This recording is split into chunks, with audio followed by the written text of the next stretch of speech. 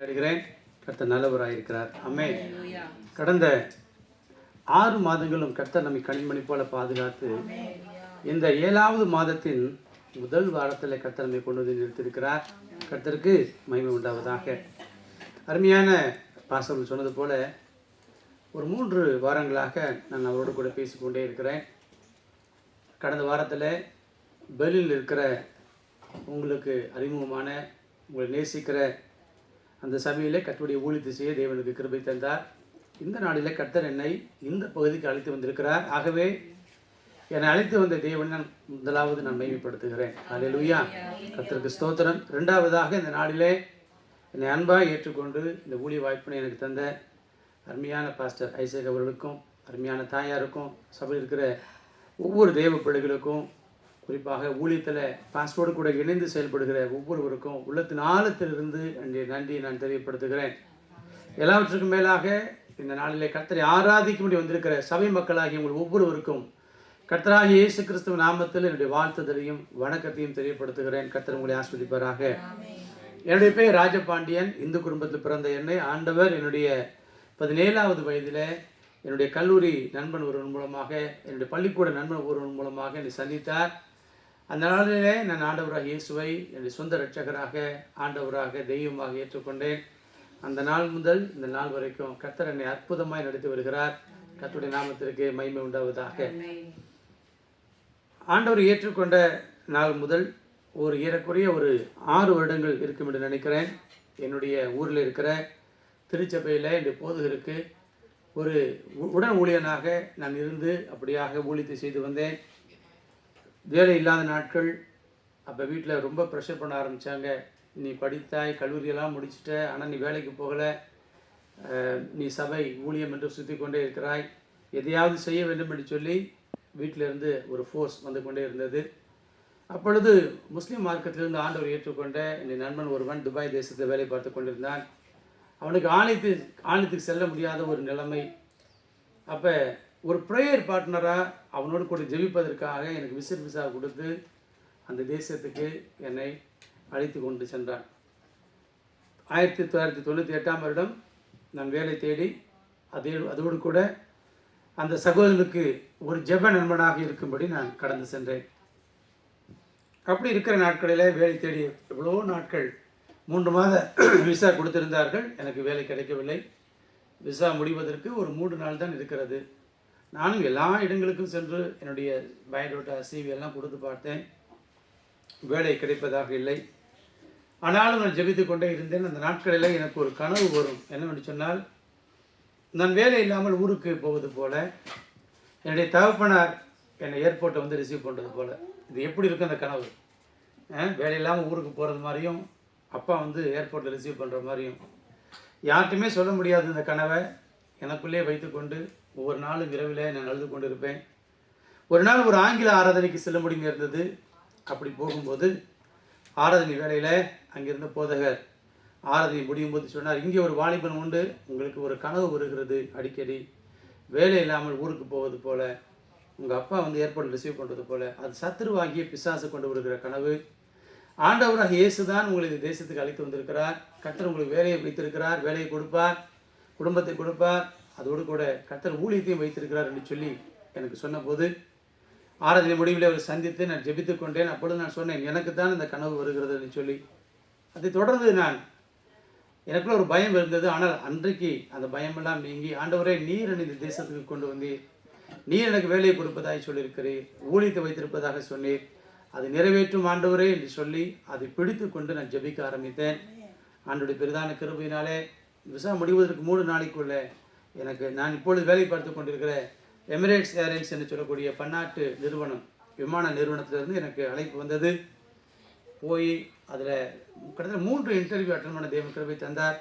அந்த அளவுக்கு எனக்கு ஆங்கிலம் பேச தெரியாத அந்த நாட்களில், படிப்பறிவு குறைவு. ஆனாலும் கர்த்தர் எனக்கு அதில் வேலைக்கு சேரவும், ஏறக்குறைய 26 ஆண்டுகள் அதே நிறுவனத்தில் பல நிலைகளில் வேலை பார்க்கவும் தேவனுக்கு கிருபை தந்திருக்கிறார். கர்த்தருக்கு மகிமை உண்டாவதாக.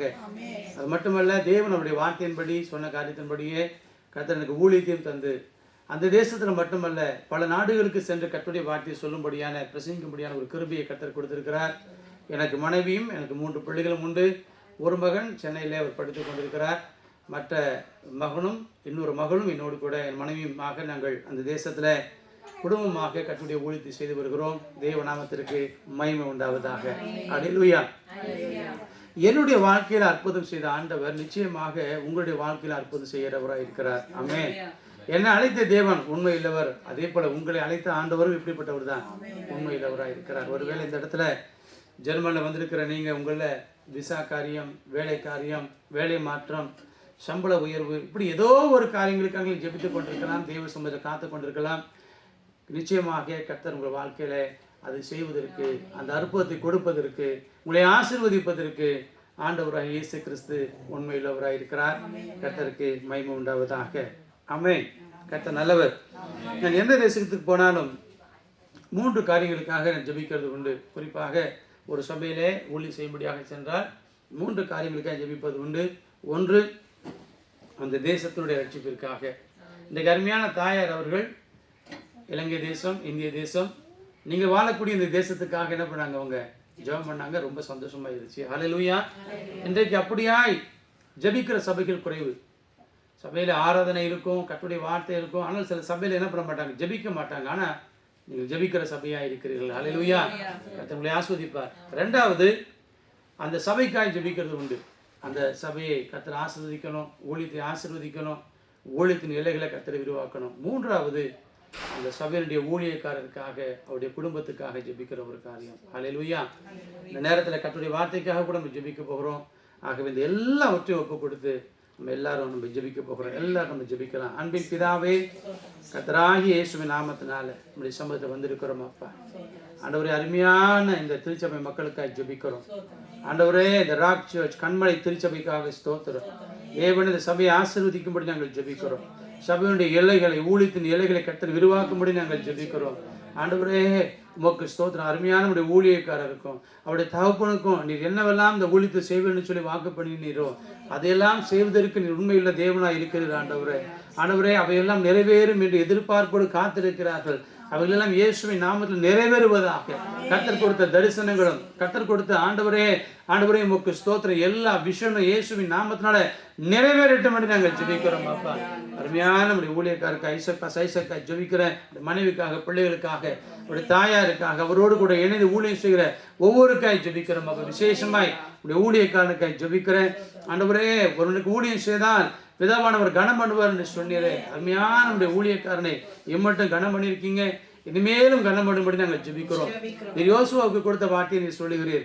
ஆண்டவரை நான் உன்னை மேன்மைப்படுத்துவேன். எப்படி ஆண்டவரை மோசேக்கு பிறகு இஸ்ரவேல் ஜனங்களை யோசுவா வழிநடத்தி சொல்லும் பொழுது நான் உன்னை மேன்மைப்படுத்துவேன் என்று சொல்லி யோசுவாவை மேன்மைப்படுத்தினீரே. ஆண்டவர் அதே போல அப்படியே உடைய தாசனையும் உடைய மகனையும் நீர் மேன்மைப்படுத்துவீராக. ஆண்டவர் இந்த திருச்சபை மக்களுக்கு முன்பதாய் மேன்மைப்படுத்துவீராக. ஆண்டவரே, இந்த தேசத்தில் கர்த்தரை மேன்மைப்படுத்தும்படி நாங்கள் கேட்கிறோம். அப்பா ஆண்டவரே, நீர் அப்படி செய்வதற்காக ஸ்தோத்திரம், ஸ்தோத்திரம், ஸ்தோத்திரம், ஸ்தோத்திரம். ஆண்டவரே, தகப்பனாரை இழந்த துக்கம் அவருக்கு உண்டு என்று சொல்லுகிறீர். ஆனாலும் ஆண்டவர் சொல்லுகிறார், நானே உன்னுடைய தகப்பனாய் இருந்து உன்னை நடத்துகிறேன் என்று சொல்லுகிற வார்த்தைக்காய் நன்றி. அப்பா ஆண்டவர், தகப்பனாரை இழந்த எல்லா துக்கம் அவரை விட்டு நீங்கட்டும். ஆண்டவரே, ஆண்டவரே உமக்கு ஸ்தோத்திரம். நீர் அவருடைய தகப்பனாய் இருந்து நடத்துவேன் என்று இந்த நேரத்தில் வாக்கு கொடுப்பதற்காக நன்றி செலுத்துகிறோம். ஆண்டவரே, உடைய கரத்தில் ஒப்பு கொடுத்து ஜெபிக்கிறோம். வார்த்தைக்காக முன்னோக்கி நாங்கள் பார்க்கிறோம். கர்த்தர் என்னோடும் எங்களோடும் பேசும்படி நாங்கள் கேட்கிறோம். துதிக்கான மகிமை எல்லாம் துமக்கே செலுத்துகிறோம். இயேசு கிறிஸ்து மூலமாய் வேண்டிக் கொள்ளுகிறோம் ஜீவனுள்ள நல்ல பிதாவே. ஆமென், ஆமென். ஹல்லேலூயா. கர்த்தர் நல்லவராய் இருக்கிறார். இன்றைக்கு கர்த்தருடைய பந்தி நமக்கு முன்பதாக இருக்கிறது. ஆமென், ஹல்லேலூயா. ஆகவே கர்த்தருடைய பந்தியை குறித்ததான ஒரு செய்தியை ஆண்டவர் எனக்கு கொடுக்கும்படியாய் எனக்கு ஒரு ஏவுதலை அவர் தந்தபடியினால் அந்த நாளில் கர்த்தருடைய பந்தியை குறித்ததான ஒரு செய்தியை நாம் பார்க்க இருக்கிறோம். அப்போஸ்தலர் நடபடிகள் எடுத்துக்கொள்வோம். 2ஆம் அதிகாரம், Acts chapter 2.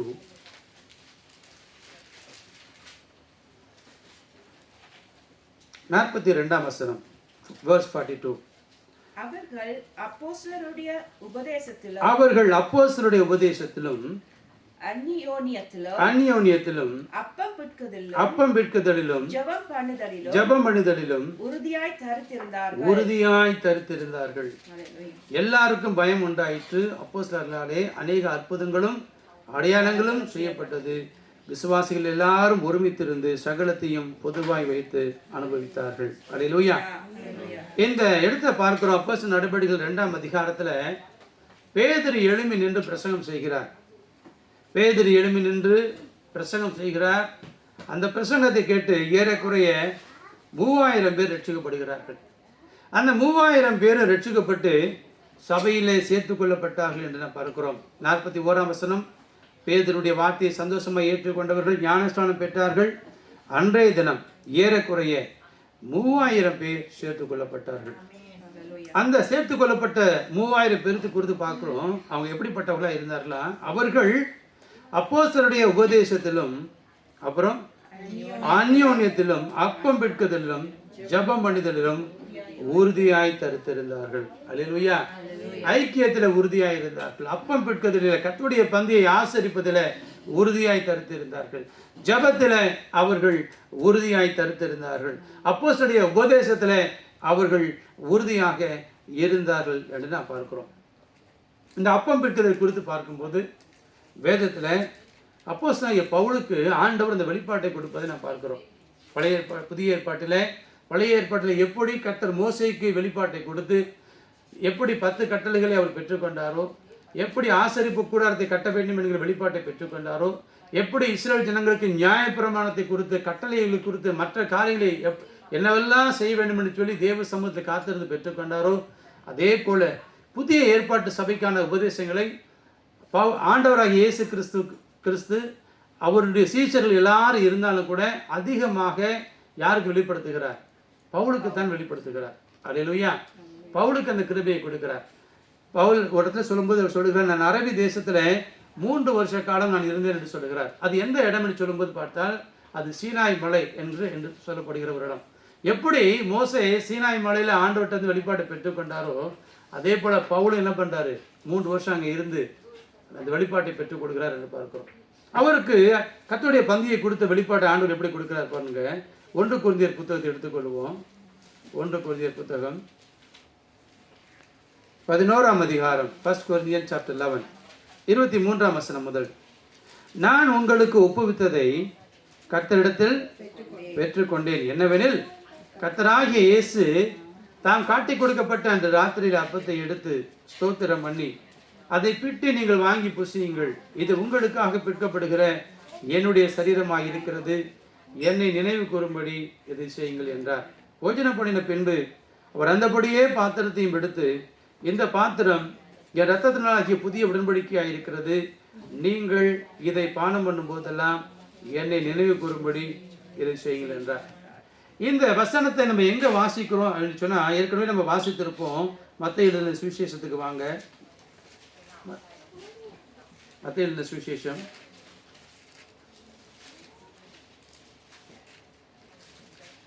26ஆம் அதிகாரம் 26ஆம் வசனத்தை வாசிக்கிறேன். Matthew chapter 26 verse 26. அவர்கள் போஜனம் பண்ணுகையில் இயேசு அப்பத்தை எடுத்து ஆசீர்வதித்து அதை பிட்டு சீசர்களுக்கு கொடுத்து, நீங்கள் வாங்கி புசியுங்கள், இது என்னுடைய சரீரமாய் இருக்கிறது என்றார். பின்பு பாத்திரத்தையும் எடுத்து ஸ்தோத்திரம் பண்ணி அவளுக்கு கொடுத்து, நீங்கள் எல்லாரும் இதில் பானம் பண்ணுங்கள், இது பாவ மன்னிப்பு உண்டாகும்படி அநேகருக்காக சிந்தப்படுகிற புது உடன்படிக்கைக்குரிய என்னுடைய இரத்தமாய் இருக்கிறது. இந்த சம்பவம் இந்த நேரத்தில், பஸ்கா பண்டிகையை ஆசரிக்கிற இந்த நேரத்தில் ஆண்டவராக இயேசு கிறிஸ்து இந்த காரியத்தை செய்கிறார். இந்த இடத்துல அப்போஸ்தலனாகிய பவுல் இருந்தாரா? அவர் இல்லை. அப்போஸ்தலனாகிய பவுல் எங்கே தான் வர்றாரு? அப்போஸ்தலர் நடபடிகளில் 9ஆம் அதிகாரத்தில் தான் அவருடைய ஊழியமே தொடங்குது. 8ஆம் அதிகாரத்தில் வந்து அந்த இரத்த சாட்சியாக ஸ்தேவான் மரிக்கும் போது அவருடைய உடைகளை அவர் பார்த்து கொண்டிருக்கிறார். அதற்கு பிறகு தமஸ்குவில் உள்ள சீசர்களை கொள்ளும்படி அதிகாரம் பெற்று தமஸ்குவுக்கு போகும்போது அங்கே ஆண்டவராக இயேசுவால் சந்திக்கப்படுகிறார். அல்லேலூயா. ஆனால் இந்த அப்போஸ்தலர்கள் சீசர்கள் ஆண்டவராக இயேசு கிறிஸ்து சிலுவைக்கு போவதற்கு முன்பதாக சொன்ன இந்த காரியம், சொன்ன இந்த வார்த்தை, அந்த இடத்துல பவுலுக்கு ஒன்றுமே தெரியாது. ஆனால் பவுல் சொல்லும்போது எப்படி அந்த வார்த்தையை சொல்ல இருப்பாருங்க. அந்த வசனம் எப்படி ஆரம்பிக்குது? கர்த்தரிடத்தில் நான் என்ன பண்ணேன்? பெற்றுக்கொண்டேன். அப்போஸ்தலர் நடபடிகள் 1 கொரிந்தியர் வாசிங்க, அதை பாருங்க. நான் உங்களுக்கு ஒப்புவித்ததை கர்த்தரிடத்தில் பெற்று நல்லா கவனிங்க. நான் உங்களுக்கு சொல்லுகிற இந்த காரியத்தை யாரிடத்தில் பெற்றுக்கொண்டாரா? கர்த்தரிடத்தில் பெற்றுக்கொண்டேன். ஆண்டவரிடத்திலிருந்து அந்த வெளிப்பாட்டை பெற்றுக்கொள்கிறார். கர்த்தருடைய பந்தியை குறித்ததான ஒரு வெளிப்பாடு, கர்த்தருடைய பந்தியத்தை குறித்தான ஒரு மேன்மை, கர்த்தருடைய பந்தியில் இருக்கிற ஒரு ஆசீர்வாதம், கர்த்தருடைய பந்தியை எப்படி ஆசரிக்க வேண்டும், கர்த்தருடைய பந்தியை எப்படி ஆசரிக்க கூடாது என்கிற ஒரு போதனையை இந்த அதிகாரத்தில் அவர் கொடுப்பதை நாம் பார்க்கிறோம். இப்போ அவர் என்ன சொல்றாரு? நீங்கள் இந்த அப்பத்தில் புசித்து இந்த பாத்திரத்தில் பானம் பண்ணும் போதெல்லாம் என்ன பண்றீங்களா? கர்த்தர் வருமளவும் அவருடைய மரணத்தை தெரிவிக்கிறீங்க. கர்த்தருடைய பந்தியில் நீங்க பங்கு பெறும்போது நீங்க செய்யக்கூடிய காரியம், ஆண்டவராகிய இயேசு கிறிஸ்து வருகிற வரைக்கும், ஆண்டவராகிய இயேசு கிறிஸ்து எனக்காக மரித்தார், என்னுடைய பாவத்திற்காக மரித்தார், என்னுடைய அக்கிரமத்துக்காக மரித்தார், என்னுடைய சாபத்திற்காக மரித்தார் என்கிற அந்த காரியத்தை நீங்க என்ன பண்றீங்க? வருமளவும் மரணத்தை, அந்த மரணத்தை தெரியப்படுத்துறீங்க. அது மட்டுமல்ல, இப்படி இருக்க எவன் அபாத்திரமாய் கர்த்தருடைய அப்பத்தை புசித்து அவருடைய பாத்திரத்தில் பானம் பண்ணுகிறானோ அவன் கர்த்தருடைய சரீரத்தையும் இரத்தத்தையும் குறித்து குற்றமுள்ளவனாக இருப்பான். இதற்கு முன்னாடி 24ஆம் வசனத்தினுடைய பின்பகுதி, 25ஆம் வசனத்தின் பின்பகுதியில் என்ன சொல்லப்பட்டிருக்கிறது? என்னை நினைவு கூறும்படி இதை செய்யுங்கள் என்றார். அல்லேலூயா. ஆண்டவராகிய இயேசு கிறிஸ்துவை நினைவு கூறும்படி, அவருடைய பாடு மரணங்களை நினைவு கூறும்படி, அவருடைய உயிர்த்தெழுதலை நினைவு கூறும்படி நம்ம என்ன பண்ண வேண்டுமா? இந்த கர்த்தருடைய பந்தியில நாம் பங்கு பெற வேண்டுமா? அதை சொல்லிட்டு அவர் சொல்றாரு, ஒன்று ஆண்டவரை நினைவு கூறும்படி இதை நீங்க செய்யணும். ரெண்டாவது, இதை நீங்க செய்யும் போது கர்த்தர் வருகிற வரைக்கும் அவருடைய மரணத்தை நீங்க என்ன பண்ணி கொண்டே இருக்கிறீங்க? உலகத்துக்கு தெரியப்படுத்தி கொண்டே இருக்கிறீங்க. சரி, மூணாவது என்ன சொல்றாருன்னா, இந்த அப்பத்தை புசிக்கும் போது அபாத்திரமாய், துணிகரமாய், தகுதி இல்லாமல் இதை என்ன பண்ணிடக்கூடாது? இதை புசித்திடக்கூடாது, இந்த இரத்தத்தை பானம் பண்ணிடக்கூடாது. அப்படி செய்யும் போது அவன் கர்த்தருடைய சரீரத்தையும் இரத்தத்தை குறித்து எப்படிப்பட்டவனாக இருக்கிறானா? குற்றமுள்ளவனாக இருப்பான் என்று சொல்கிறார். எந்த மனுஷனும் தன்னைத்தானே சோதித்தறிந்து இந்த அப்பத்தில் புசித்து இந்த பாத்திரத்தில் பானம் பண்ண கடவன். இந்த கர்த்தருடைய பந்திக்கு வரும்போது நம்ம என்ன செய்யணும்? நம்மை நாமே நம்ம என்ன செய்ய வேண்டும்? சோதிக்க வேண்டும், சோதித்தறிய வேண்டும், ஆராய்ந்து பார்க்க வேண்டும். துணிகரமாய் பங்கு பெற்று விடக்கூடாது, ஒரு அசட்டு தைரியத்தில் பங்கு பெற்று விடக்கூடாது. இது ஒன்றா சாதாரண ஒரு பந்தி தானே, அப்பமும் திராட்சை ரசமும் கொடுக்குறாங்க தானே என்று சொல்லி மிகவும் எளிதாக நம்ம என்ன பண்ணக்கூடாது? இதில் நம்ம பங்கு பெறக்கூடாது. அவர் என்ன சொல்றாரு? அப்படி செய்யும்போது என்ன நடக்குன்னு சொன்னால், எண்ணத்தினான எண்ணில் அபாத்திரமாய் போஜனபானம் பண்ணுகிறவன் கர்த்தருடைய சரீரம் இன்னதென்று நிதானித்து அறியாததினால் தனக்கு ஆக்கினை தீர்ப்பு வரும்படி போஜனம் பண்ணுகிறான். அப்படி போஜனம் பண்ணும்போது என்ன நடக்குமா? இதன் நிமித்தம் உங்களில் அநேகர் பலவீனரும் வியாதி உள்ளவருமாய் இருக்கிறார்கள், அநேகர் நித்திரையும் அடைந்திருக்கிறார்கள். நம்மை நாமே நிதானித்து அறிந்தால் நாம் நியாயத்திற்கப்படும். பலவீனம், வியாதி, சில நேரங்களில் மரணமே வரும் என்று சொல்லி வேதம் எச்சரிக்கிறது நான் பார்க்கிறோம். வியாதி வருவதற்கு பல காரணங்கள் இருக்கு. எப்படியெல்லாம் வியாதி வரும்? ஒன்று, இயற்கைக்கு விரோதமாக நீங்கள் செயல்படும் போது வியாதி வரும். அப்படின்னா ஆண்டவர் பகலை மனிதனுக்கு வேலை செய்யவும் இரவை ஓய்வெடுக்கவும் வைத்திருக்கிறார். மிருகங்கள் என்ன பண்ணும்? பகலில் தூங்கி இரவு வேட்டைக்கு போகணும். அப்படி தான் நம்ம சங்கீதத்தில் வாசிக்கிறோம். ஆனால் நம்ம நைட் டியூட்டி பார்க்குறோன்னு வைத்துக்கொள்வோமே, அது இயற்கைக்கு விரோதமான காரியம், சரீரத்துக்கு விரோதமான காரியம். ஒருவேளை ஃபஸ்ட் ஒரு 2-3 வருஷம்லாம் நல்லா போயிட்டுருக்கோம். ஆனால் நாள் ஆக ஆக நீங்கள் நைட் டியூட்டி அல்லது தொடர்ந்து இரவு நேரத்தை கண்விழித்தீங்கன்னு சொன்னால் அது உங்களுக்கு சரீரத்தில் என்னத்தை கொண்டு வரும்?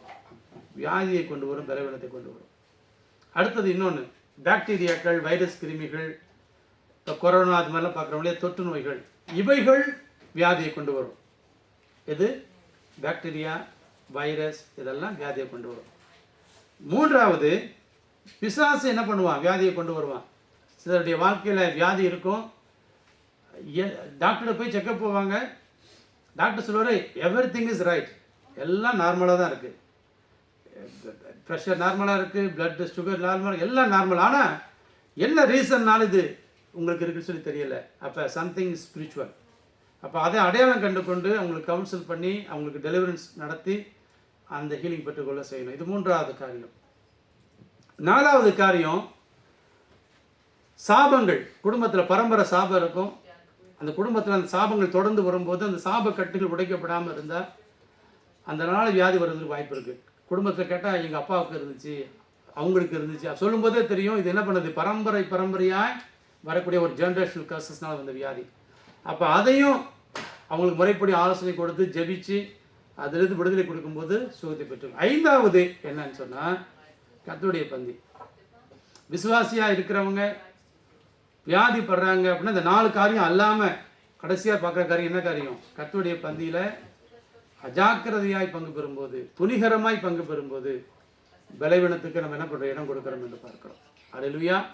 ஆனால் அதே பந்தியை பரிசுத்தத்தோடு உண்மையோடு கூட எடுத்துக்கொள்ளும் போது நமக்கு என்ன கிடைக்கிறது, சுகம் கிடைக்கிறது, விடுதலை கிடைக்கிறது, ஆரோக்கியம் கிடைக்கிறது. நம்ம தொடர்ந்து தியானிக்க போகிறோம் நம்ம. அல்லேலூயா. அப்போ இந்த இடத்துல பவுல் சொல்லுகிறார், கர்த்தருடைய பந்தியில் பங்கு பெறும்போது ஜாக்கிரதையோடு பங்கு பெறணும். அதனால தான் கர்த்தருடைய பந்திக்கு வரும்போது ஊழியக்காரர் நம்ம என்ன பண்ணுறாங்க, ஆயத்தப்படுத்துகிறார்கள். பாவ அறிக்கை செய்ய சொல்கிறாங்க, ஆராய்ஞ்சு பார்க்க சொல்கிறாங்க, ஆண்டவருடைய ரத்தத்தினால ஏசப்பட்ட ரத்தத்தினால கழுவப்பட்ட நிச்சயத்தோடு கூட வாங்கன்னு சொல்கிறாங்க. இதெல்லாம் எதுக்குன்னு சொன்னால் தகுதி இல்லாமல் நம்ம என்ன பண்ணக்கூடாது, பங்கு பெறக்கூடாது. 1 யோவான் என்ன சொல்லப்பட்டிருக்கு, 1 யோவான் 1ஆம் அதிகாரம் 6, 7, 8 வசனங்கள். 1 யோவான், நாம் அவரோடு ஐக்கியப்பட்டவர்கள் என்று சொல்லியும் இருளிலே நடக்கிறவர்களாய் இருந்தால் சத்தியத்தின்படி நடவாமல் பொய் சொல்லுகிறவர்களாய் இருப்போம். அவர் ஒளியில் இருக்கிறது போல நாமும் ஒளியில் நடந்தால் ஒருவரோடு ஒருவர் ஐக்கியப்பட்டிருப்போம். அவருடைய குமாரனாகிய இயேசு கிறிஸ்துவின் இரத்தம் சகல பாவங்களையும் நீக்கி நம்மை சுத்திகரிக்கும். நமக்கு பாவமில்லை என்போமானால் நம்மை நாமே வஞ்சிக்கிறவர்களாய் இருப்போம். சத்தியம் நமக்குள் இராது. நம்முடைய பாவங்களை நாம்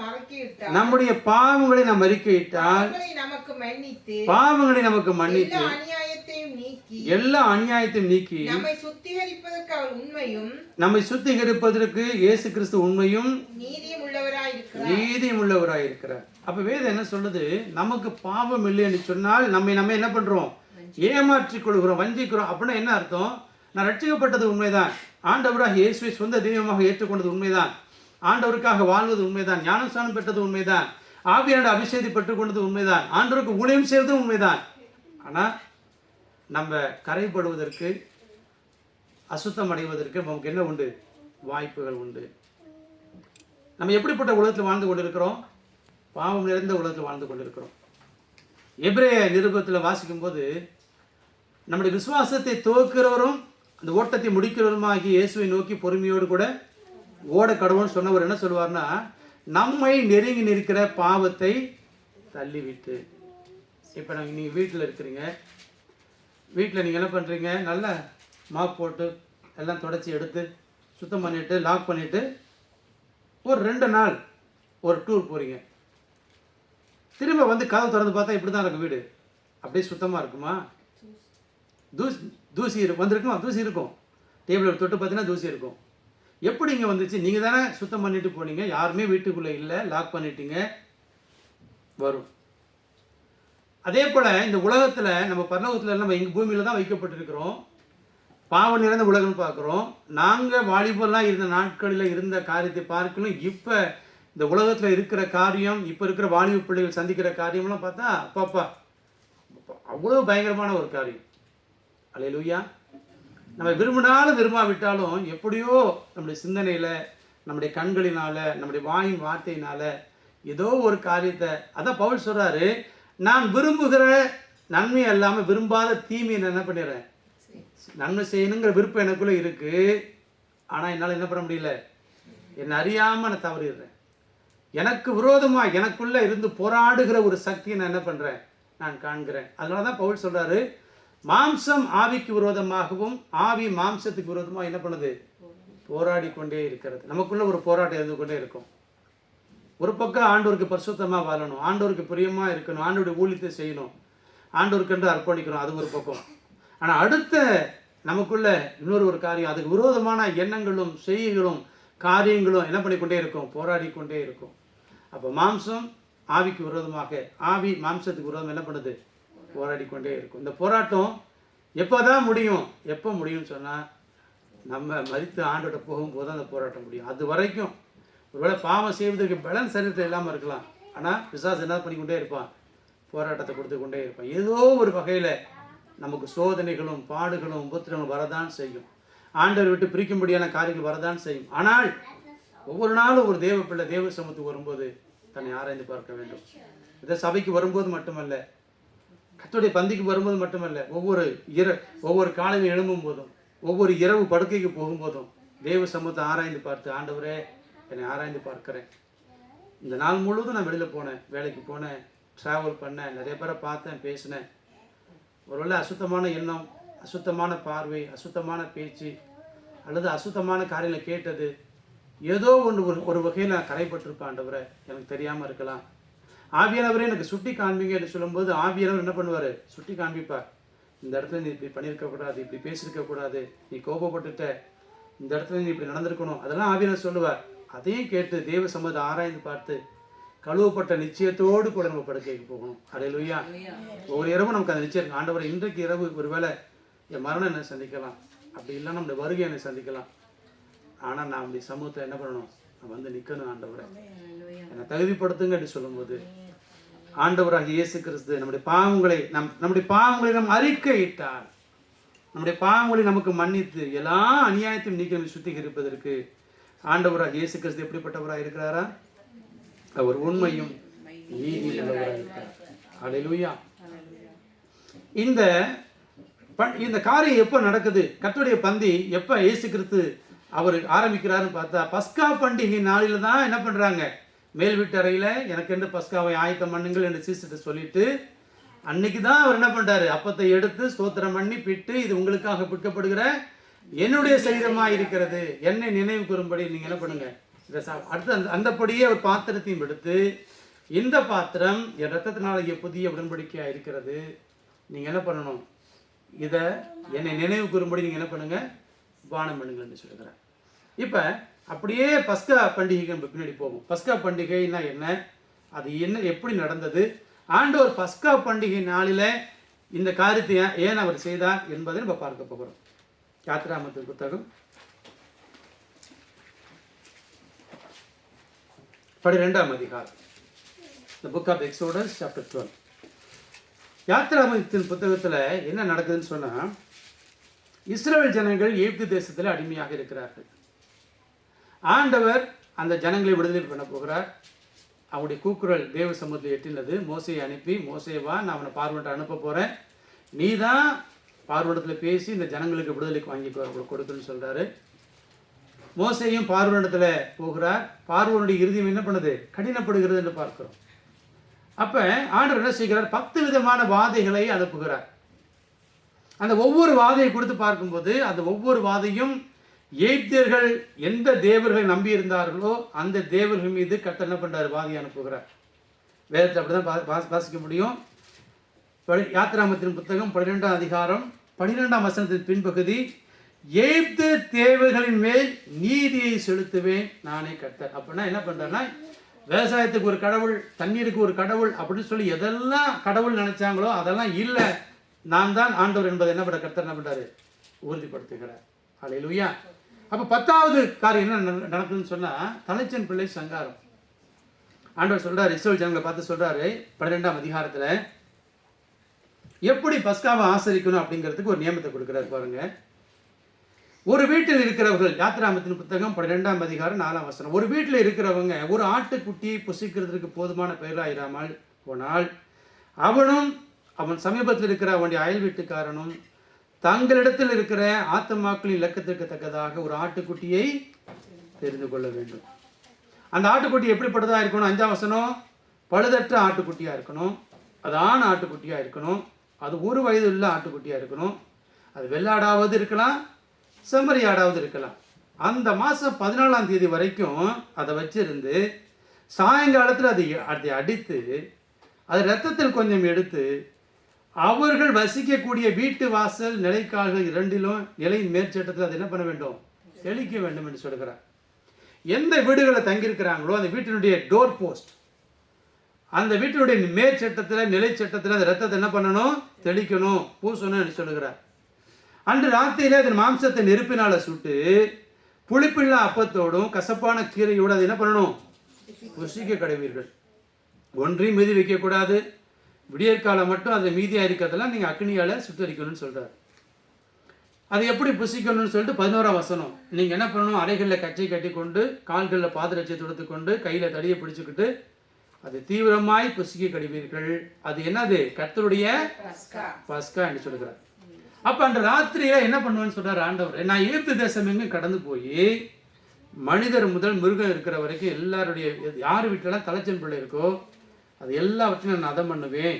ஆனால் நீங்கள் இருக்கிற வீடுகளில் மாத்திரம் இந்த ஆட்டுக்குட்டியின் ரத்தம் உங்களுக்கு எப்படி இருக்கும்?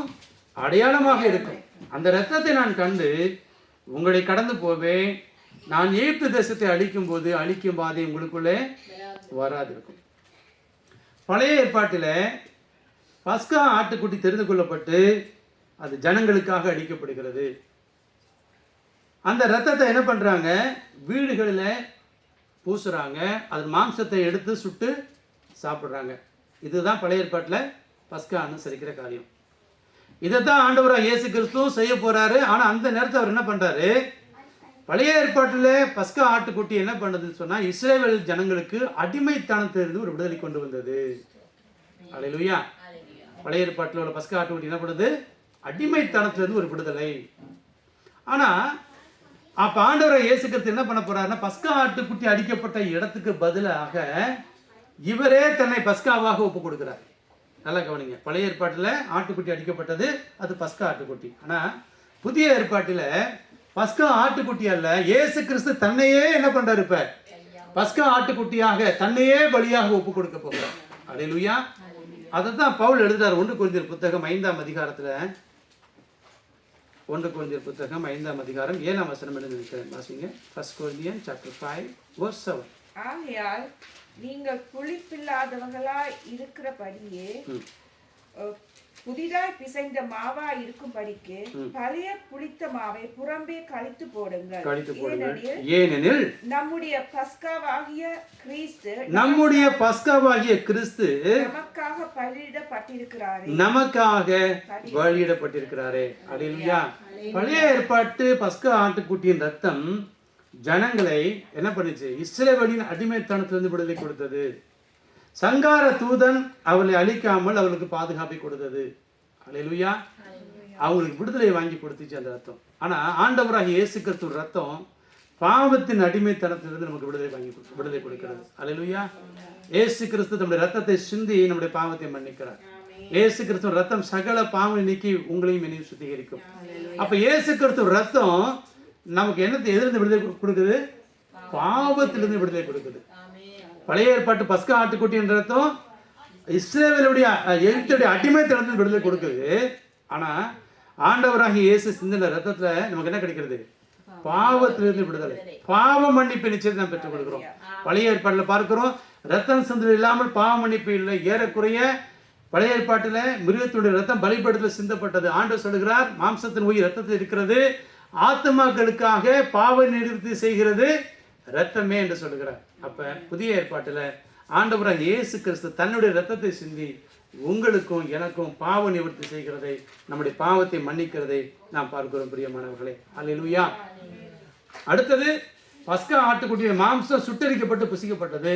ஆனால் இங்கே ஆண்டவர் சொல்றாரு இது உங்களுக்காக பிற்கப்படுகிற என்னுடைய சரீரமாய் இருக்கிறது. அல்லேலூயா. மறுபடியும் அந்த வசனத்துக்கு வருவோம் பாருங்க. 1 கொரிந்தியர் புத்தகம்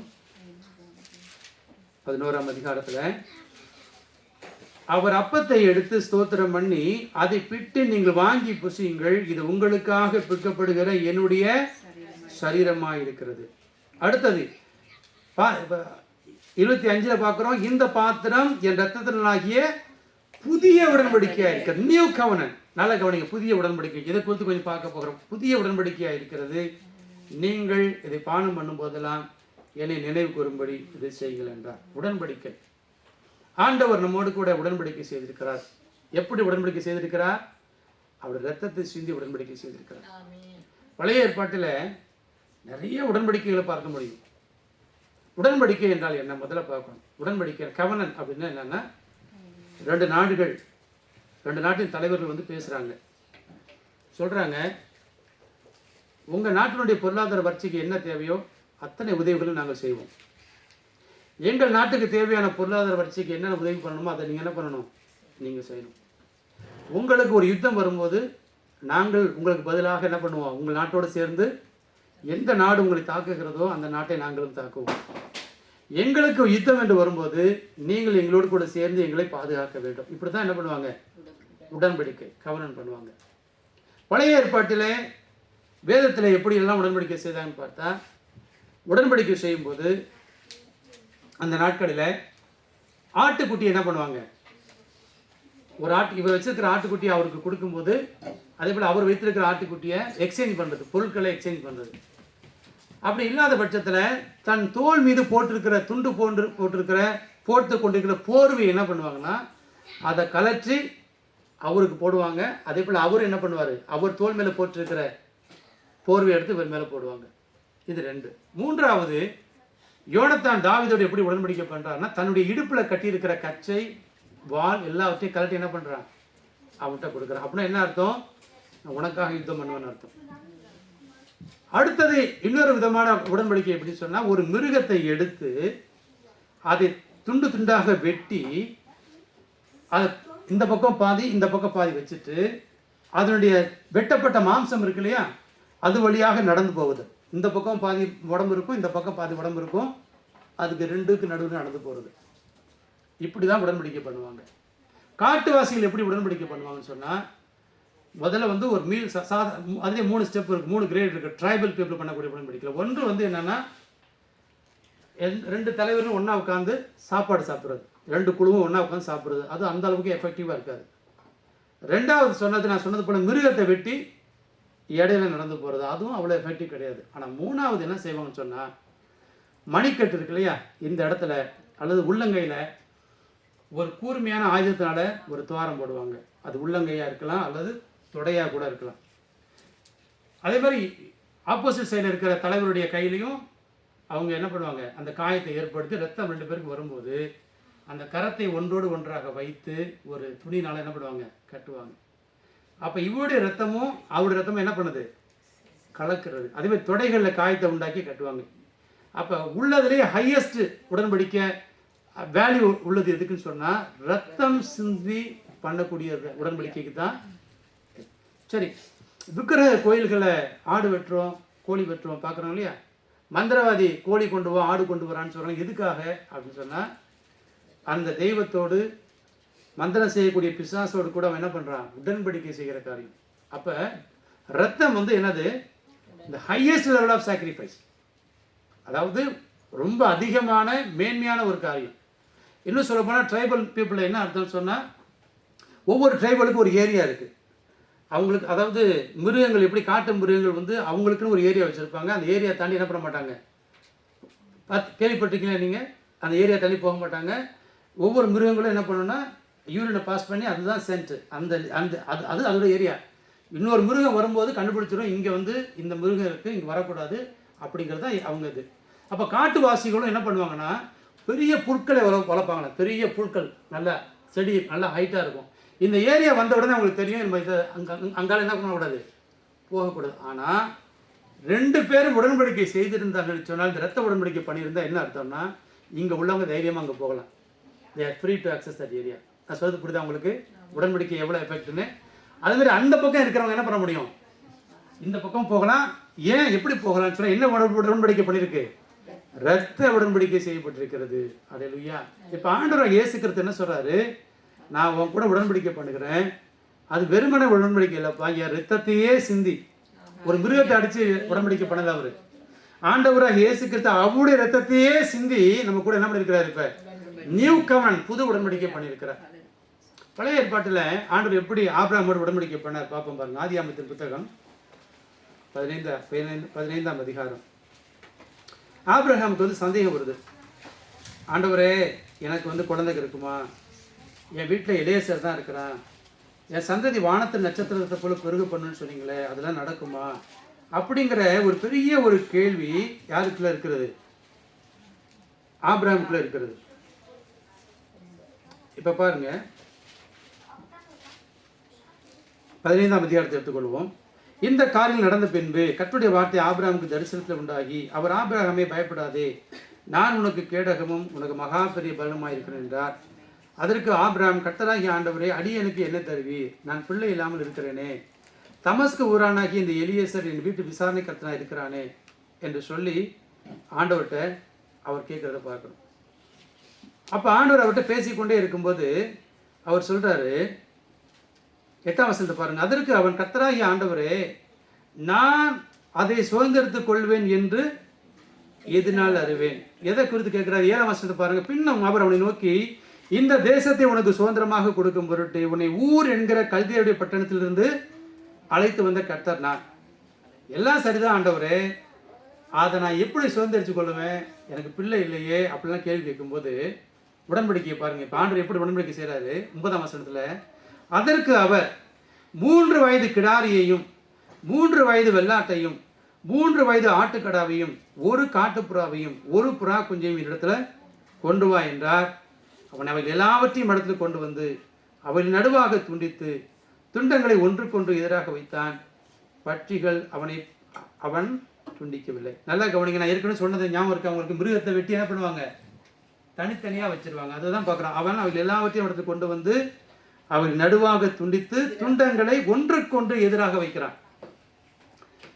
பறவைகளை மாத்திரம் அவன் துண்டிக்கல, பறவைகள் அந்த உடல்கள் மேல் இறங்கின, அவைகளை ஆபிரகாம் துரத்தினான். சூரியன் அஸ்தமிக்கும் போது ஆபிரகாமுக்கு அயர்ந்த நித்திரை வந்தது, திகிலும் காரியர்களும் அவனை மூடிக்கொண்டது. அப்போது அவர் ஆபிரகாமை நோக்கி, உன் சந்ததியார் தங்களுடைய தள்ளாத அந்நிய தேசத்தில் பரதேசிகளாக இருந்து அத்தேசத்தாரை சேவிப்பார்கள் என்றும் அவர்களால் 400 வருஷம் நிச்சயமாக உபத்திரப்பட வேண்டும் நீ அறிய கடவாய். அப்படியெல்லாம் சொல்லிட்டு 17ஆம் வசனத்தை பாருங்க. சூரியன் அஸ்தமித்து காரிருள் உண்டான பின்பு இதோ புகைகிற சூளையும் அந்த துண்டங்களின் நடுவே கடந்து போகிற அக்னி ஜுவாலையும் தோன்றின. உடன்படிக்கை செய்யும்போது என்ன செய்வாங்க? வெட்டப்பட்ட துண்டுக்கு நடுவே நடந்து போவார்கள். 2 பேர் நடந்து போயிருக்கணும். யார் நடந்து போயிருக்கணும்? ஆபிரகாம் நடந்து போயிருக்கணும், ஆண்டவர் நடந்து போயிருக்கணும். ஆனால் ஆபிரகாம் நடக்கலை. ஆனால் ஆண்டவர் என்ன பண்ணுறாரு?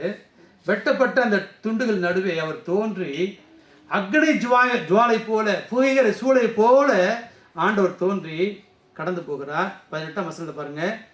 அந்நாளிலே கர்த்தர் ஆபிரகாமோடு உடன்படிக்கை பண்ணி. அல்லேலூயா.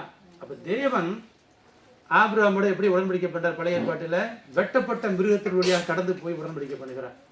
ஆனால் புதிய ஏற்பாட்டில் தேவன் உங்களோடு என்னோடு எப்படி உடன்படிக்கை பண்ணியிருக்கிறார்னா, அவருடைய சொந்த குமாரனாக இயேசுடைய ரத்தத்தை சிந்த பண்ணி அந்த ரத்தத்தின் மூலமாய் உங்களோடு என்னோட உடன்படிக்கை செய்திருக்கிறார்.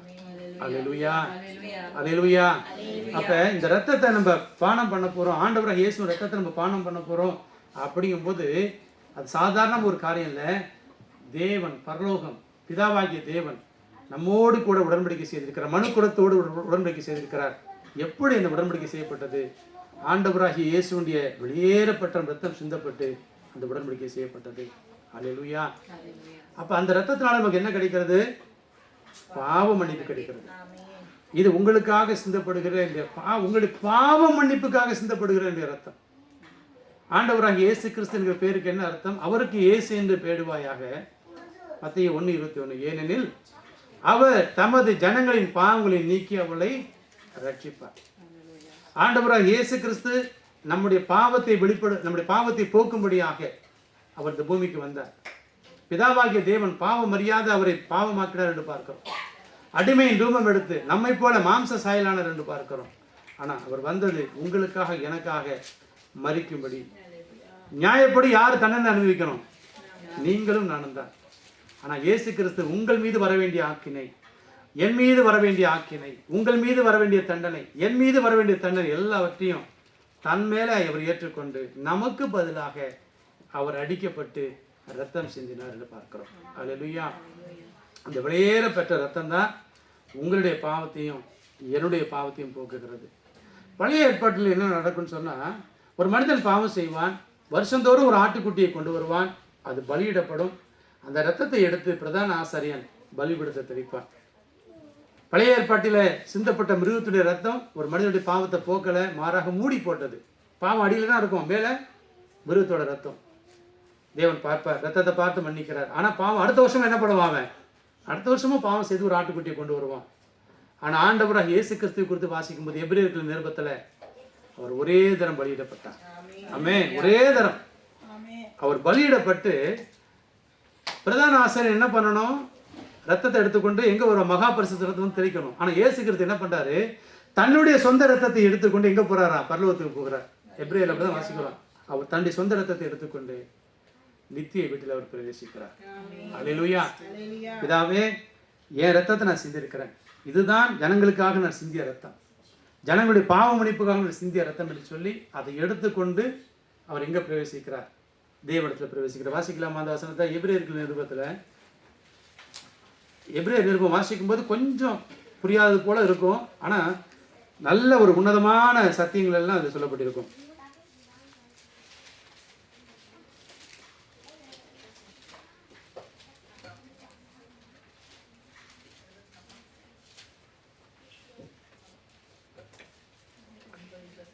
ஒன்பது 28 27 வாசிக்குமா? அன்றியும் ஒரே தரம் மரிப்பதும் பின்பு நியாய தீர்ப்படைவதும் மனுஷருக்கு நியமிக்கப்பட்டிருக்கிறபடியே கிறிஸ்துவும் அனைவருடைய பாவங்களை சுமந்து தீர்க்கும்படிக்கு ஒரே தரம் பலியிடப்பட்டு தமக்காக காத்து கொண்டிருக்கிறவர்களுக்கு ரட்சிப்பை அருளும்படி இரண்டாம் தரம் பாவம் இல்லாமல் தரிசனமாவார். ஆமென். ஹல்லேலூயா. 25ஆம் வசனத்தை பாருங்க. பிரதான ஆசாரியன் அந்நிய இரத்தத்தோட வருஷந்தோறும் பரிசுத்த ஸ்தலத்தில் பிரவேசிக்கிறது போல அவர் அநேக தரம் தம்மை பலியிடும்படிக்கு பிரவேசிக்கவில்லை. அப்ப என்ன பண்றாரு? ஒரே முறை அவர் என்ன பண்றாரு? ஒரே தடவை அடிக்கப்பட்டு தன்னுடைய ரத்தத்தை எடுத்துக்கொண்டு அவர் தேவ சமூகத்துக்கு அவர் போகிறார். 19ஆம் வசனத்தை பாருங்க. 10ஆம் அதிகாரம் 19. ஆகையால் சகோதரரே, நாம் பரிசுத்த ஸ்தலத்தில் பிரவேசிப்பதற்கு இயேசுவானவர் தமது மாம்சமாகிய திரையின் வழியாய் புதிதும் ஜீவனுமான மார்க்கத்தை நமக்கு உண்டு பண்ணினபடியால் அந்த மார்க்கத்தின் வழியாய் பிரவேசிப்பதற்கு அவருடைய இரத்தத்தினாலே நமக்கு தைரியம் உண்டாயிருக்கிறது. அல்லேலூயா. அப்ப ஆண்டவராக இயேசு கிறிஸ்து என்ன பண்றாரு? நமக்காக மரித்து அடக்கம் பண்ணப்பட்டு உயிரோடு எழுந்து தேவ சமூகத்துக்கு போகும்போது தான் சிந்திய இரத்தத்தை அவர் என்ன பண்றாரு? அவர் எடுத்துக்கொண்டு அவர் போவதை நாம் பார்க்கிறோம். அல்லேலூயா. இன்னும் 9ஆம் அதிகாரத்தை பாருங்க. 7ஆம் வசனம். 2ஆம் கூடாரத்திலே பிரதான ஆசாரியன் மாத்திரம் வருஷத்திற்கு ஒரு தரம் இரத்தத்தோடு பிரவேசித்து அந்த இரத்தத்தை தனக்காகவும் ஜனங்களுக்காகவும் ஜனங்களுடைய தப்பிதங்களுக்காகவும் செலுத்துவான் என்று சொல்வதை நான் பார்க்கிறோம். ஆனால் இயேசுவானவர் என்ன பண்றாரு? 11ஆம் வசனம். கிறிஸ்துவானவர் வரப்போகிற நன்மைகளுக்குரிய பிரதான ஆசாரியரை வெளிப்பட்டு கையினால் செய்யப்பட்டதாகி இந்த சிருஷ்டி சம்பந்தமான கூடாரத்தின் வழியாக அல்ல, பெரிதும் உத்தமமான கூடாரத்தின் வழியாகவும் வெள்ளாட்டுக்கடா இளங்காலை இவைகளுடைய இரத்தத்தினாலே அல்ல, தம்முடைய சொந்த இரத்தத்தினாலும் ஒரே தரம் மகா பரிசுத்த ஸ்தலத்தில் பிரவேசித்து நித்திய மீட்பை உண்டு பண்ணினார். அல்லேலூயா. ஆண்டவர் அடிக்கப்பட்டது ஒரு முறை தான், ரத்தம் சிந்தது ஒரு முறை தான். ஆனா நித்திய மீட்பு, எவர்லாஸ்டிங், அதாவது நித்தியமான ஒரு மீட்பை, ஒரு ரிடம்ஷனை, ஒரு சால்வேஷனை ஆண்டவர் நமக்கு கொடுத்திருப்பதை நாம் பார்க்கிறோம் பிரியமானவர்களே. ஹல்லேலூயா. அப்ப ஆண்டவர் சொல்றாரு, இது இரத்தத்தினாலாகிய புதிய உடன்படிக்கையாக இருக்கிறது. ஆமென். அப்ப இயேசு கிறிஸ்துவின் ரத்தம் சகல பாவத்தை நீக்கி உங்களையும் என்னை சுத்திகரிக்கும் பிரியமானவர்களே. வெளிப்படுத்தின விசேஷத்துல ஒரு வசனத்தை வாசிக்கிறோம். அவர்கள் ஆட்டுக்குட்டியின் ரத்தத்தினாலும் சாட்சியின் வசனத்தினாலும் யாரை ஜெயிச்சாங்களா? சாத்தானை ஜெயிச்சாங்க. பிசாசை ஜெயிக்கிறதுக்கு ஒரே ஒரு ஆயுதம் என்னது? ஆண்டவராகிய இயேசு ரத்தம். ஆண்டவர் நமக்கு கொடுத்திருக்கிற ஆயுதங்கள் என்னென்ன தெரியுமா? தாக்குற ஆயுதங்கள் என்னென்ன தெரியுமா உங்களுக்கு? ஒன்று இயேசு கிறிஸ்துவோட ரத்தம், அடுத்தது இயேசு கிறிஸ்துவ நாமம். இயேசு கிறிஸ்துவ நாமத்தினாலே பிசாசுகளை துரத்துவதை நாம் பார்க்கிறோம். அடுத்தது கர்த்தர் கொடுத்திருக்கிற ஒரு வேறுபட்ட ஒரு ஆயுதம் என்னன்னா கர்த்தருடைய பந்தி. அநேகருக்கு இது தெரிவதில்லை.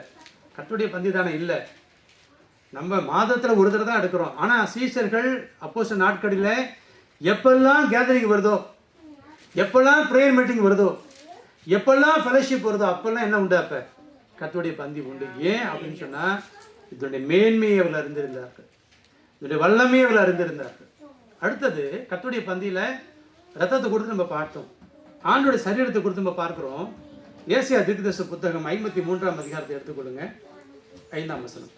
நம்முடைய மீறுதல்களின் நிமித்தம் அவர் காயப்பட்டு நம்முடைய அக்கிரமங்களின் நிமித்தம் அவர் நொறுக்கப்பட்டார், நமக்கு சமாதானத்தை உண்டு பண்ணும் ஆக்கினை அவர் மேல் வந்தது. அவருடைய தழும்புகளால் குணமாகின்றோம்.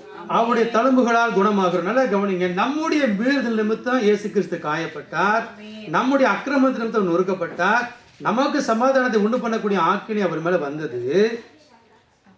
இயேசு கிறிஸ்துவின் தழும்புகளாலும் என்ன பண்றோம்? குணமாகிறோம். அப்படின்னா என்ன அர்த்தம்?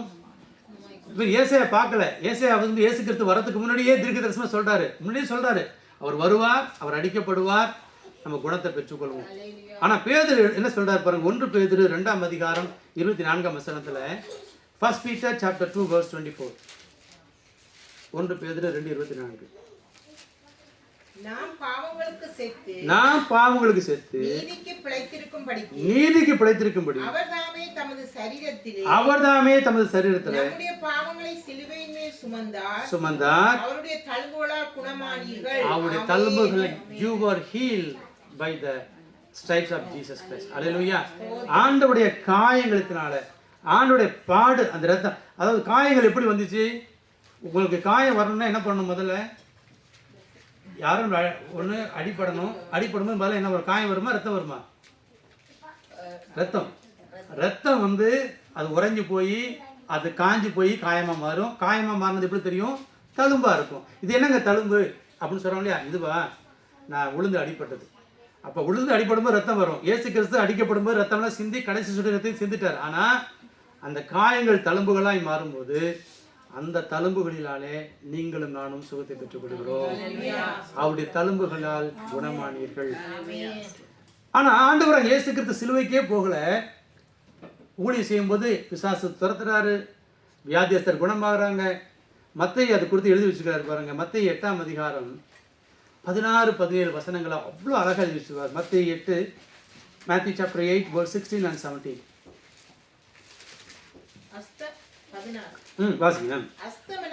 அஸ்தமனமான போது பிசாசு பிடித்திருந்த அநேகரை அவரிடத்தில் கொண்டு வந்தார்கள். அவர் அந்த ஆவிகளை தமது வார்த்தையினாலே துரத்தி பிணியாளிகள் எல்லோரையும் சொஸ்தமாக்கினார். அவர் தாமே நம்முடைய நல்லா கவனிங்க. அது எப்படி நடந்துச்சு? அதுக்கு மத்தேயு விளக்கம் கொடுக்குறாரு பாருங்க. அவர்கிட்ட கொண்டு வந்தாங்க, வியாதிஸ்தரை கொண்டு வந்தாங்க, சுஸ்தமாக்கினாரு, பிசாசுகள் எல்லாம் துரத்தினாரு, எல்லாம் ரைட்டு தான். எப்படி நடந்துச்சா? 17 வாசிங்க. அவர்தாமே நம்முடைய பலவீனங்களை ஏற்றுக்கொண்டு நம்முடைய நோய்களை சுமந்தார் என்று ஏசாயா தீர்க்கதரிசியினால் உரைக்கப்பட்டது நிறைவேறும்படி இப்படி நடந்தது. அல்லேலூயா. நல்லா கவனிங்க. எப்படி இயேசுவால பிசாசுகளை துரத்த முடியும்னா, இஸ் கோயிங் டு டை. அவர் வந்து பிசாசு நல்லா தெரியும். இயேசு கிறிஸ்து மரிக்க போகிறார், ரத்தம் சிந்த போகிறார். அந்த அவர் செய்ய போற காரியத்தை அவன் அறிந்திருக்கிறான், தேவனும் அறிந்திருக்கிறார். அதனாலதான் அவரால் என்ன பண்ண முடிஞ்சிச்சு? வியாதியஸ்தரை குணமாக்க முடிந்தது, பிசாசுகளை துரத்த முடிந்தது. மத்தேயு அதை ரிமெம்பர் பண்ணி எழுதுறாரு. ஏசாயா ஏற்கனவே சொல்லியிருக்கிறார் இல்லையா? அதுதாங்க இது அப்படி சொல்றாரு. அல்லேலூயா. அருமையான தேவனுடைய பிள்ளையே, உங்களுடைய வியாதிக்காக ஆண்டவராக இயேசு கிறிஸ்து தழும்புகளை ஏற்றுக்கொண்டார். உங்களுடைய வியாதியிலிருந்து விடுதலை கொடுக்கும்படி, உங்களுக்கு சுகத்தை கொடுக்கும்படி, ஒரு தெய்வீக விடுதலை கொடுக்கும்படி ஆண்டவர் அவருடைய சரீரத்துல தழும்புகளை ஏற்றுக்கொண்டார். அப்ப கர்த்தருடைய பந்தியை நம்ம எடுக்க வரும்போது நமக்குள்ள ஒரு எதிர்பார்ப்பு இருக்கணும், ஒரு நம்பிக்கை இருக்கணும், ஒரு விசுவாசம். என்ன? நானுடைய பந்தியை எடுக்கும்போது ஆண்டவராக இயேசுடைய ரத்தத்தில் இருக்கிற ஜீவன் எனக்குள்ள வெளிப்படும். அல்லேலூயா. அந்த ரத்தத்தில் உள்ள ஜீவன் எனக்குள்ள வெளிப்படும். அடுத்தது அந்த பிரெட்டா இருக்கலாம், அது ஆண்டு ஜபிக்கும் போது என்னவா மாற்றப்படுகிறது? தேவனுடைய சரீரமாய் மாற்றப்படுகிறது. அதை நான் எடுக்கும் போது எனக்கு தெய்வீக சுகம் கிடைக்கிறதுன்னு சொல்லி என்ன பண்ணணும்? விசுவாசிக்கணும். ஆமென். அல்லேலூயா. இன்னும் ஒரு வசனத்தை, நேரம் குறைவா இருக்குது, ஒரே ஒரு காரியத்தை மாத்திரம் சொல்லி நான் முடிக்க விரும்புகிறேன். யோவான் எழுதின சுவிசேஷம் 6ஆம் அதிகாரத்துக்கு நம்ம வருவோம். 48ஆம் வசனம். John chapter 6 verse 48. ஜீவ அப்பத்தை கொடுத்து பார்க்கிறோம். ஆண்டவராகிய சரீரத்தை கொடுத்து பார்க்க, ஜீவ அப்பம் நானே. உங்கள் பிதாக்கள் வனாந்தரத்திலே மன்னாவை புசித்திருந்தும் இதிலே புசிக்கிறவன், இதுல என்னன்னா, என் சரீரமாகிய அப்பத்தை, ஜீவப்பத்தை புசிக்கிறவன் மறியாமல் இருக்கும்படி வானத்திலிருந்து இறங்கின அப்பம் இதுவே என்று தன்னை குறித்து சொல்கிறார். நானே வானத்திலிருந்து இறங்கின ஜீவ அப்பம். இந்த அப்பத்தை புசிக்கிறவன் என்றென்றைக்கு பிழைப்பான். நான் கொடுக்கும் அப்பம் உலகத்தின் ஜீவனுக்காக நான் கொடுக்கும் என் மாம்சமே. தெளிவா சொல்றாரு பாருங்க. சிலுவைக்கு போறதுக்கு முன்னாடியே பிகினிங் ஆஃப் த மினிஸ்ட்ரியில கிளியரா சொல்றாரு, இந்த சரீரம் உலகத்தின் ஜீவனுக்காக நான் கொடுக்கிற என்னுடைய மாம்சம். உடனே அவங்கெல்லாம் குழம்பி போகிறாங்க, இவன் எப்படி மாம்சத்தை நமக்கு புசிய கொடுப்பான். அவங்க லிட்ரலாக எழுதப்பட்டபடியே என்ன நினச்சாங்கன்னா, இயேசு கிறிஸ்து தன் சரீரத்தை பிச்சு அவங்க சாப்பிட கொடுக்க போகிறாரு அப்படிங்கிற மாதிரி நினைக்கிறாங்க. அதற்கு இயேசு அவரை நோக்கி, நீங்கள் மனுஷக்குமுடைய மாம்சத்தை புசியாமலும் அவருடைய ரத்தத்தை பானம் பண்ணாமலும் இருந்தால் உங்களுக்குள்ளே என்ன இல்லை, ஜீவன் இல்லை. அப்படின்னா என்ன அர்த்தம்? கர்த்தருடைய பந்தியில் நீங்கள் பங்கு பெறும்போது, ஆண்டவருடைய சரீரத்தையும் ரத்தத்தையும் எடுக்கும்போது உங்களுக்குள்ளே நித்திய ஜீவன் உண்டாகிறது. அல்லேலூயா. என் மாம்சத்தை புசித்து என் ரத்தத்தை பானம் பண்ணுகிறவனுக்கு நித்திய ஜீவன் உண்டு, நான் கடைசி நாளில் அவனை என்ன பண்ணுவேன், எழுப்புவேன். அப்போ நல்லா தெரிந்து கொள்ளணும், நான் அதை புசிக்கும் போது அதில் பங்கு பெறும்போது எனக்குள் நித்திய ஜீவன் வருகிறது. அடுத்தது 56ஆம் வசனத்தை பாருங்க. என் மாம்சத்தை புசித்து என் ரத்தத்தை பானம் பண்ணுகிறவன் எவனோ என்னிலே அவன் நிலைத்திருக்கிறான், நானும் அவனை நிலைத்திருக்கிறேன். அப்ப கர்த்தருடைய பந்தியில பங்கு பெறும்போது நீங்க இயேசு கிறிஸ்துவுக்குள்ளும் இயேசு கிறிஸ்து உங்களுக்குள்ள என்ன பண்றாரு, நிலைத்திருக்கிறார். அப்ப இவ்வளவு ஆசீர்வாதங்கள் கர்த்தருடைய பந்தியில நீங்க பங்கு பெறும்போது நடக்குது. அப்ப இந்த உணர்வு, இந்த எண்ணம், இந்த விசுவாசம், இந்த நம்பிக்கையோடு நம்ம பங்கு பெறும்போது கர்த்தருடைய பந்தி உங்க வாழ்க்கையில பெருத்த அற்புதத்தை கொண்டு வரும், அநேக மாற்றத்தை கொண்டு வரும், அநேக விடுதலை நீங்கள் பெற்றுக்கொள்ள முடியும். அல்லேலூயா. இன்றைக்கு நம்ம அதை பெற்றுக்கொள்ள போகிறோம். எளிமை நின்று கேட்ட வார்த்தைக்கு ஒப்பு கொடுப்போமா? எளிமை நின்று.